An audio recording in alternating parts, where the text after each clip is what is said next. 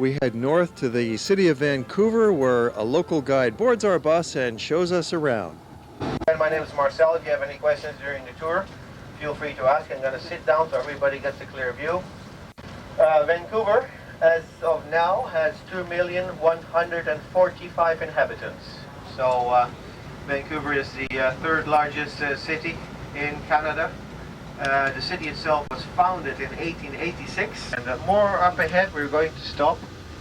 And then you will have time to get out of the bus for 20-25 minutes. I'll explain to you also what the totem poles mean, because there is a large exhibition of different totem poles of the northwest coast.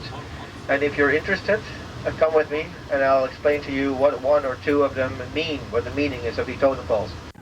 The one that's right here behind me is a mortuary totem pole, and the pole was carved for Chief Skadansk. Now, Chief Skadansk once lived on the Queen Charlotte Islands. These are islands about 500 miles north in the Pacific, still within Canadian territory, and the native Indians still live there today. You can see a round face. Now, the round face is the moon. It's the frontal board of a burial box. So underneath the board with the moon, you can see an animal with two horns. That's the mountain goat. The goat really represents the ability to survive on a remote and barren island and make life possible. That's what the goat stands for. And the mountain goat sits on the head of a grizzly bear.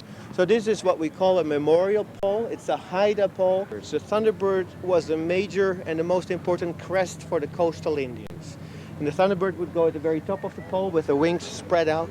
There were a lot of native Indians and groups and tribes that had several crests, such as the Thunderbird, the eagle. Some of them had the raven as their crest. And this is how the native Indians on the west coast have lived for the last 12,000 years.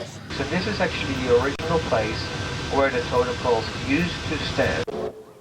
You can see how popular Stanley Park is. The Lions Gate Bridge is a magnificent structure. It was built by the Guinness Corporation, and it was given to the city for free because Guinness had purchased a lot of land here on the north side of Vancouver. And it turned into a very profitable housing development for them. Clever people, those Guinness brewers. Continuing along Stanley Park, the entire shore is a bustle of activity. There's green lawns, it's a great place for swimming as well. Continuing along Beach Avenue here in English Bay, it's a very densely populated neighborhood with a lot of high-rise condos.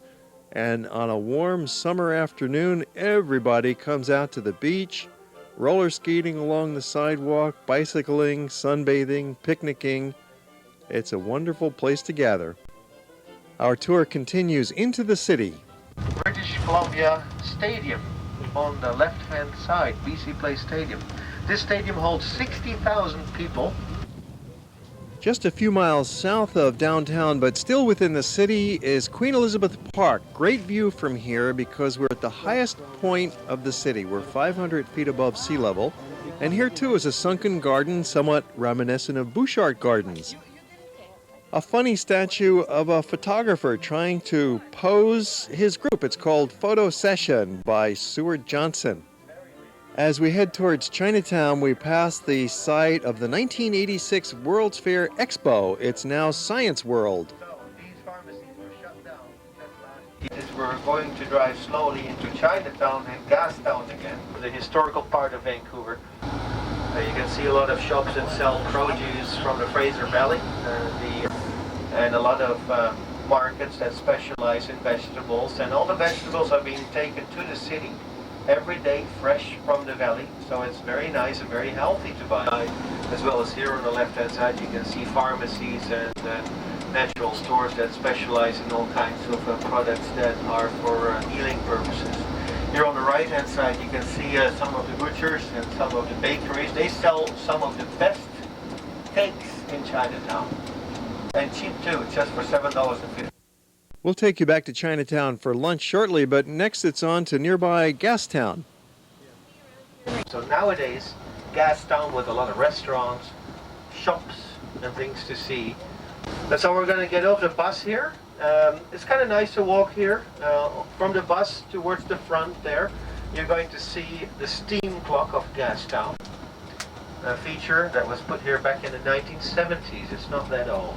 So why don't you come with me, ladies and gentlemen? We'll follow each other.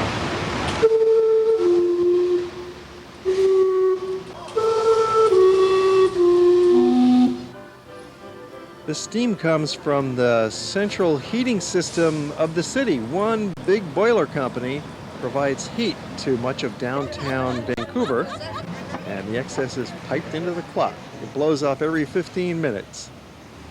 Gastown has many fun restaurants and shops with all kinds of funky things for sale. This used to be the first part of the city that was developed back in the 1830s, 1850s.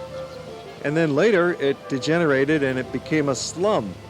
By the mid-1900s, it had all fallen apart and it was Skid Row. But later in the 1960s and 70s, it was renovated and rebuilt, and now it's become a world-class historic district. There's some brand new shopping malls that have been constructed inside the old buildings, such as this complex called The Landing. And it has restaurants and cafes inside. There's public restrooms and a wide variety of shops to pick from.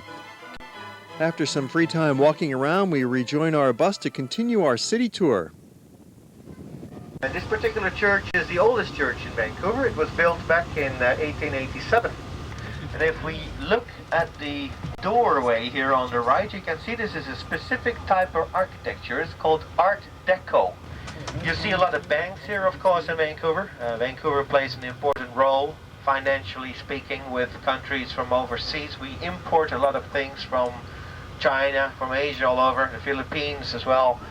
Ever since Vancouver got onto the map, prices of real estate have increased, especially since the 1980s. So real estate has gone up like a rocket in this town. And on the right here you see Robson Street. This is one of the famous streets in Vancouver.